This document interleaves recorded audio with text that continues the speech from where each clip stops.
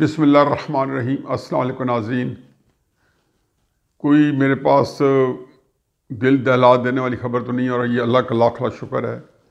लेकिन पाकिस्तान के अंदर अब ये इशू नहीं रहा कि आया कोई बहुत बड़ी ख़बर या बहुत बड़ा धमाका या बहुत बड़ा वाक़या हो। उनका तो ज़ाहिर है कि एक वक्त के बाद होना होता है, लेकिन जो वाक़यात हो चुके हैं और उनकी कोख से जो चीज़ें जन्म ले रही हैं उसका एक सिलसिला जारी है। वज़ीर आज़म इमरान खान साहब जब तक मौजूद हैं तो रोज़ाना कोई ना कोई या शगुफ़ा छोड़ेंगे या कोई ऐसी बात करेंगे कि जिसमें से एक मुल्क के अंदर कोई नया तनाज़ा पैदा हो जाएगा। तो बहरहाल दूसरी तरफ साद हुसैन रिज़वी साहब और तहरीक लब्बैक के जो मामलात हैं वो अभी किसी करवट नहीं बैठे और शेख रशीद साहब आज भी उसमें प्रेस कॉन्फ्रेंस फरमा रहे थे। ये अब जिसको कहना चाहिए अपनी एक खिफत मिटा रहे हैं, एक जो खसियानापन आ गया है, जो इनको एम्बेरसमेंट उठानी पड़ी है। तो इनका ख्याल है कि अब गला बाती कोई इसी तरीके से हाशियाराई करके बातों को खब्बे सज्जे लफाजी डाल के तो असरात कम किए जाएँ। ये इमरान खान साहब का भी यही रवैया है। आज भी अपनी तकरीर जो फरमाई है पहले उसी भी तबसरा हो जाए। कोई नई बात तो की नहीं है। माफिया बहुत स्ट्रॉन्ग है, हमें पता है स्ट्रॉन्ग है। हमें पता है कि माफिया की गाड़ियाँ जब वज़ीर आज़म हाउस में एंटर होती हैं आज की तारीख में तो गेट खुल जाते हैं। वो गाड़ियाँ बनी गाला चली जाएं तो कोई रोक नहीं सकता। आज की तारीख में जहाँ पे सिक्योरिटी प्रोटोकॉल बेशुमार लवाजमात होते हैं, माफिया वो हैं जिन्होंने लाहौर की रिंग रोड रुकवाई हुई है, जिनके इशारे आबरू पे हुकूमत नाच रही है, जिनके ऊपर पाकिस्तान की रियासत के सारे ताकतवर इदारे सरनगू हैं। चूंकि अंदर से एक एहसास जुर्म है जो इमरान खान को घायल किया जा रहा है। मैं ये मान ही नहीं सकता हूं कि ज़मीर कितना मुर्दार हो जाए, उसके अंदर कुछ ना कुछ जान रह जाती है। जब तक इंसान के अंदर जान होती है उसकी कोई खलिश है। तो ये बातें करते हैं तो मेरे पाकिस्तानियों ये अपने आप से बातें कर रहे हैं। जब ये कहते हैं जी कि शुगर माफिया बड़ा स्ट्रॉन्ग है, जी फलाना ताकतवर हो गई, ये पीडीएम जो बनी है ये माफिया बना है मेरे खिलाफ।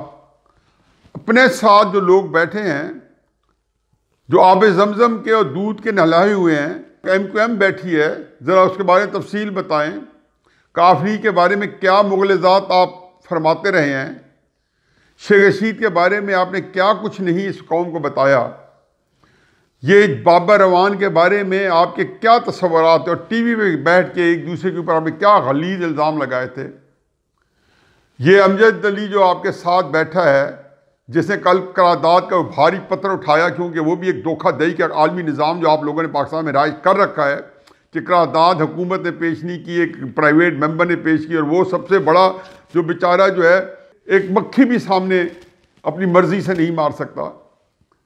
इसके वालिद शेर अफगन साहब थे और उनके बारे में आपके क्या जज्बात थे या उनके आपके बारे में क्या जज्बात थे। अल्लाह ताला उसको गरीक़ रहमत करे, आखिरी दम तक वो आपके बारे में क्या फरमाते रहे। चंद महीने पहले टीवी बैठ पे, हालांकि वो बहुत शदीद अलील थे उन दिनों, लेकिन आपके बारे में उनके लिए कोई बख्शिश नहीं थी। ये सारे लोग जो हैं खब्बे सज्जे बैठे हैं। और अभी मैंने वो लोग नहीं लिए जो यहाँ पे रावी रिवर फ्रंट बना रहे हैं। लाहौर के अंदर एक पूरा शहर आबाद किया जा रहा है। मैंने वो उन लोगों का नाम भी नहीं लिया जो कि वॉल्टन एयरपोर्ट की ज़मीन हथियाने के लिए कई जतन कर चुके हैं। मैंने लोगों का नाम ही नहीं लिया जो रूजवेल्ट होटल न्यूयॉर्क पहुंच गए थे। मैंने किसी का नाम लिया। ये माफिया थे और माफिया हैं जिनके आप जो है जिसको कहने कि आकाश बेल की तरह आपके गिर्द उन्होंने आपको जकड़ा हुआ है। बातें बहुत हैं लेकिन बातें ज़ाती हैं। और मैं आपके बारे में हमेशा मैंने कहा हुआ है कि मैंने इमरान खान साहब के बारे में कुछ हदूद व कजूद रखी हुई है, वो मैं कभी क्रॉस नहीं कर सकता हूँ। जो मैं बात उसके अंदर भी करता हूँ, कई दफ़ा उसके बारे में मुझे शिकायत आती है कि मैं क्रॉस कर गया हूँ। मेरा गुस्सा तो ये होता है कि पाकिस्तान के ऊपर जो बीत रही है और पाकिस्तान की जो हालत इज़ार है, जब मैं वो देखता हूँ तो ज़ाहिर है उसका गुस्सा मुझे इमरान खान साहब पे, उसके लाने वालों पे आता है, तो उसके लिए ज़ुबान में तलखी आ जाती है, सख्त लफ्ज़ आते हैं। लेकिन उसके अंदर कभी भी मैं इश्तियाल में आके ऐसी बातें नहीं की जो मुझे मालूम है, जो मैं कहता हूँ कि कईयों को तो करना कौम के इंटरेस्ट में है।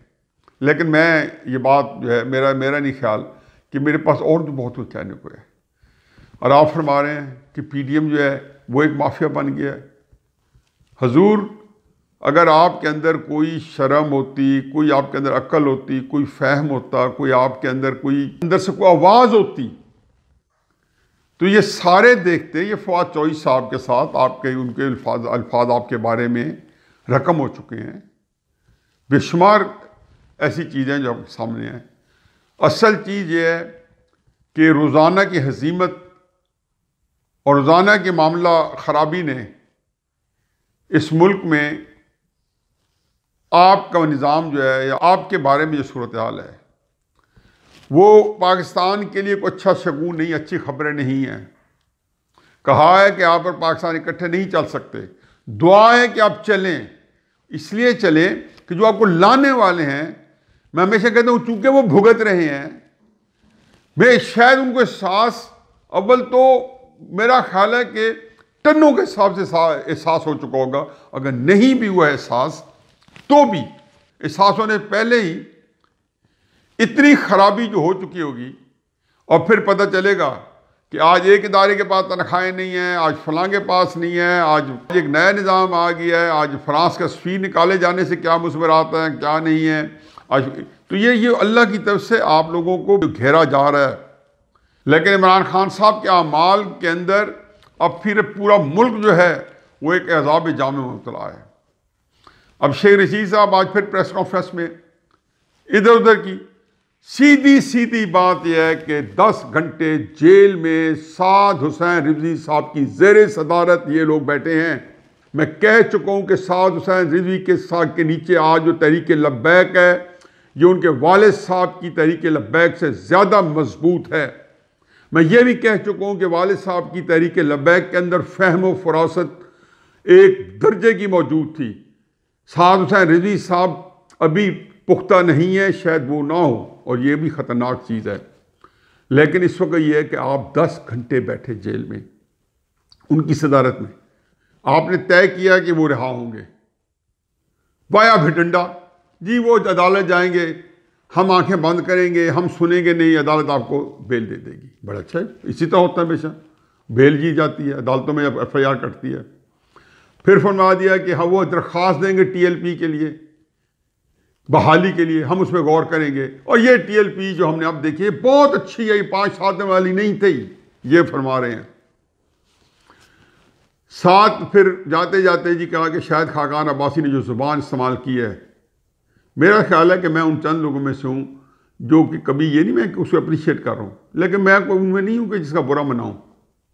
जिस किस्म का आपके तर्ज हुक्मरानी है, इससे गंदी गाली का भी अगर रिवाज बनता है, कोई ऐसी ज़बान जो कोई दिल दहला दे तो ज़रूर इस्तेमाल करनी चाहिए, क्योंकि मामला मुमलिकत का है, मामला सल्तनत का है, मामला क़ायद-ए-आज़म के पाकिस्तान का है, जिसको आपने 1971 में तोड़ा और अब फिर आप उसकी बेखुनी में लगे हुए हैं, सिर्फ अपनी ताकत के उसको मजबूत और मरबूत करने के लिए। एक हुकूमत को उखाड़ो, एक को पछाड़ो, एक को लाओ, RTS बंद करो। शायद खाकान अब्बासी जीतने ना पाए मरी से, RTS के थ्रू सारी दुनिया में सराप एहतजाज थी मरी की जब उनको महरूम किया गया, लेकिन उससे सब्र का दामन नहीं छोड़ा। मैं जानता हूं कि शायद खाकान अब्बासी लाहौर से नहीं लड़ना चाहते थे। मैं उस दिन मुलाकात में मौजूद नवाज शरीफ साहब को मिलने गया था, तो शायद खाकान अब्बासी को मना रहे थे। वो कह रहे थे कि नहीं, मेरा असूल है कि मैं अपने हल्के से इलेक्शन हारा हूँ, अपने इलेक्शन हल्के से ही जाके दोबारा मैंडेट लूँगा। बड़ी घंटों की मेहनत शाखा के बाद में मनाया गया। उनके लिए इन सीटों की कोई अहमियत नहीं है, 8 दफ़ा इलेक्ट हो चुके हैं। वो माफ़ी मांगे। अपनी ज़ुबान जो आपने भुट्टो बेनज़ीर के बारे में इस्तेमाल की थी, जो लोग कहते हैं ना मुस्लिम लीग नून ने, नहीं, ये ज़ुबान एक्सक्लूसिव शेख रशीद ने की थी, जो नकल कुफ्र नबाशत के बावजूद भी मैं यहाँ नकल नहीं कर सकता हूँ। मैं अपने प्राइवेट प्रोग्राम में भी नकल नहीं कर सकता हूँ। ऐसी गलीज जबान इसने इस्तेमाल की हुई थी। वो कहते ना, खुद से द्रू दिखा दिया दहने गलीज ने। ये उसके अंदर के जो गलाजत है शेख रशीद की, अब अल्लाह ने कैसे फंसाया। लाल हवेली में रिटायरमेंट के बाद, वजारत से निकलने के बाद, अब रह के दिखा दें। पूरी एक ब्रिगेड चाहिए अब आपको रावलपिंडी में महफूज जगह देने के लिए। पिंडी शायर भिपरा हुए आपके खिलाफ। एक बहुत बड़ी हदीस मुबारक है, अल्लाह किसी को उस वक्त तक मौत नहीं देता जब तब उसका अंदर बैर आश्कार ना करना हो। इमरान खान साहब को भी आश्कार करना था, शेख रशीद को भी आश्कार करना था, और जो पीछे लोग बैठे हैं पर्दा सीमी के पीछे, उन्होंने भी आश्कार होना है। अब सार आलम जैसे साफी पे आपने हमला किया, क्या कर लिया आपने? पहले नूरानी को बेचारे को बीटिंग दी, आपने मदीउल्लाह जान का अगवा किया, उसको ज़द-ओ-कोब किया, हामिद मीर साहब पे गोलियां चली। क्या इससे फर्ज के ये सारे आज एलिमिनेट हो जाएं? तलत हुसैन को आपने बेरोजगार करने की कोशिश की, प्रोग्राम लोगों के छीने जा रहे हैं, बंद कराए जा रहे हैं, क्या फ़ायदा हुआ? अल्लाह ने इसको कितना मजबूत किया है। कभी किसी ने सोचा था, मैंने तो नहीं सोचा था कि मैं सोशल मीडिया पे आके ये बात जो है लोगों से बरास्त करूं, अपनी बात जो है चंद हज़ार लोगों तक ही सही अपना पहुँचाता रहूं। अल्लाह का लाख लाख शुक्र है, चंद हज़ार लोग हैं जो मुझे बहुत ही मोहब्बत से सुनते हैं, मैं उनका बहुत ही शुक्रगुजार हूँ। तो आपने क्या कर लिया है? मुझे किसी को गोली मरवा दे, किसी को मारपीट पड़वा दे, किसी के नौमर का ख्याल है आपको, ना किसी के इज्जत का ख्याल है, ना किसी की बुजुर्गी का ख्याल है, ना आप देखते हैं कौन है। ऑर्डर इशू हो जाता है, जब तक बेचारे एक आम आदमी तक पहुंचता है जो कि सिपाही लेवल का होता है या छोटे लेवल का होता है। मलक अमीर मोहम्मद करवाया करता था 61, 62, 63, 64 में जेल से कातिल जो थे या इनको उनको छुड़ा के और फिर बड़े बड़े लीडरों को या कत्ल करवा दिया करता था या उनको उठवा के ज़द-ओ-कोब करा दिया करता था। ये गवर्नर मगरबी पाकिस्तान था मलक अमीर मोहम्मद खान, जो कि एक जालिम आदमी के नाम से, जाबिर आदमी के नाम से मशहूर था। तो ये आप काम कर रहे हैं, अब सार आलम को पे आपने गोलियां चला दी। अब क्या फासला होता है? हामिद मीर को 8 गोली लगी, एक दिल में लग सकती थी और वही खत्म हो जाता, दिमाग में लगती पूरी उम्र के बेकार हो जाता, कि बच भी जाता। अल्लाह ने फिर भी लाख लाख शुक्र है, जिसको अल्लाह रखे उसे कौन चके। अगर पेट में जो गोली लगी है दिल पे लग जाती, गोली तो नहीं तय करती ना कि मैंने कितने इंच ऊपर जाना है, कितने नीचे जाना है। प्रोपेगेंडा किया कि हामिद मीर बिल्कुल ही ऐसे कह रहा है, उसको कोई गोली नहीं लगी। ये सिलसिला बंद होगा या नहीं होगा? मतलब एक सारा सिलसिला नियाबत है, मुर्तज़ा भुट्टो को कत्ल कर दिया जाता है, भाई अदालतें नहीं हैं, वहीं पे समरी ट्रायल होता है, एक जगह तय होता है, एक जगह वहीं पे मुद्दई आते हैं, वहीं पे आर्गूमेंट होते हैं वही कि ये रियासत पाकिस्तान के मुखालिफ है। साने साहिवाल हो जाता है। सलाउद्दीन बेचारे का नॉर्मल आदमी बेवकूफ़, मैं कहता हूँ उसी का ही अज़ाब आप पे आएगा जो जैसे आपने एक मासूम, एक मखबूतुल हवास आदमी जो अक्ल और उससे कुछ भी नहीं है, वो बेचारे को कहता फिर मारोगे तो नहीं, ज़बानें चढ़ाता फिर रहा है, कैमरों के आगे अपनी शक्लें बना बना के उसको भी कत्ल कर दिया। आपका ख्याल था कि कोई इंडिया ने कोई बहुत बड़ा जासूस ट्रेन करके भेजा है, पूरे मोहल्ले से पूछ लेते, उसकी सारी से 30-40 साल की हिस्ट्री थी, थाने से निकाल के ले गया और लाश उसकी वापस पुलिस के हवाले हो गई। साने मॉडल टाउन में क्या हुआ? 14 बंदे शहीद हो गए। क्यों नहीं आज़ाद तहकीकात करवाते कि कौन है जिम्मेदार? राना सनाउल्लाह, इमरान खान, शेख रशीद जिम्मेदार हैं। ये लोग तो बेचारे फंसे हुए हैं कि इनको हुकूमत इनके पास होती है और नीचे स्टेट विद इन स्टेट, जो हिलरी क्लिंटन ने कहा था और आपसे जवाब आज तक नहीं बन पड़ा कि रियासत के अंदर रियासत है। तो अब सार आलम की गोली जो है किसी का आवाज नहीं चुप कर करा सकेगी।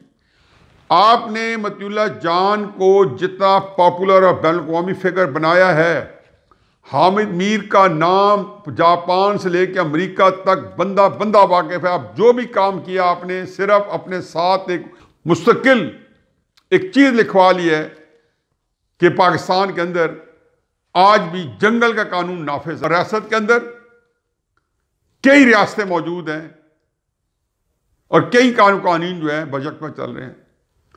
तो अल्लाह ताला अफसार को सेहत दे, लेकिन मजीद इश्तियाल आएगा। आप अब आ जाए साद रिजवी साहब, जिसके बारे में शेख रशीद साहब की प्रेस कॉन्फ्रेंस का मैं जिक्र कर रहा था कि उसमें फरमा रहे हैं जी कि इतने जो है उनको छोड़ दिया है, बाकी कानून जाने, यानी कि अदालतें उसको वो दे देंगी।